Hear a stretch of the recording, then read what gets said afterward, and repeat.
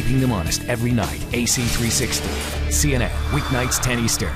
And there's breaking news in the debt crisis. One of the key players is changing his offer because the numbers don't add up, and the vote on it is now being postponed, pushed forward to Thursday at the earliest. Now, it's already come under fire from members of his own party. Late details in a moment from our White House correspondent Jessica Yellen. Her reporting dovetails neatly with our big question tonight. Keeping them honest, if a strong majority of Americans is telling Washington they want a deal on the debt crisis, they want these guys to compromise with the other side, they want a mix of spending cuts and tax increases, then why isn't Washington getting the message? We've got new polling that says all of that, but, and this is important, recent polling may also explain why we haven't gotten a deal yet. We'll tell you what we're talking about. In any case, Americans are speaking up today. Good morning, Speaker Boehner's office. How may I help you? A summer avalanche of phone calls hitting the Capitol. President Obama asked for it in his address to the nation last night. Well, here it is. House switchboard today getting nearly double the normal volume of phone calls. House Speaker Boehner's office reporting as many as 300 people on hold. The hold times as long as an hour. Online, the same story. Site unavailable. Server busy. We found better than 1 in 3 congressional websites either slow or down entirely from all the volume. Also, multiple calls to the White House switchboard by one of our producers, also not getting through. That's what's happening, and it's unusual.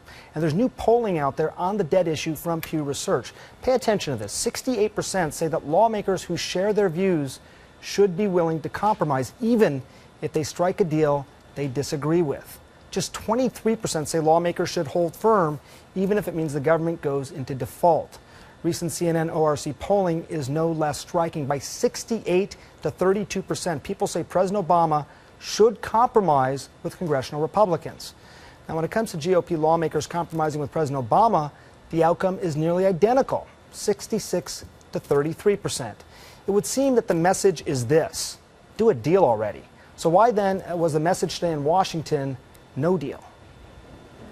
Democrats will not vote for it. I am confident, as of this morning, that there were not 218 Republicans in support of the plan. As our chief of staff said clearly Sunday, the president would not sign that. This Republican will not vote to raise the debt ceiling. Democrats will not vote for it. Democrats will not vote for it. Democrats will not vote for it. Democrats and Republicans both digging in. Senate Majority Leader Reid declaring House Speaker Boehner's two-step debt deal dead on arrival. White House advisors recommending President Obama veto it. Michelle Bachmann vowing not to raise a debt ceiling no matter what. The question is why? Why is there this disconnect between the polling that shows a support for a deal with what's actually going on in Washington? Some of the answers in that same poll. Now, remember the polling on compromising with the other side?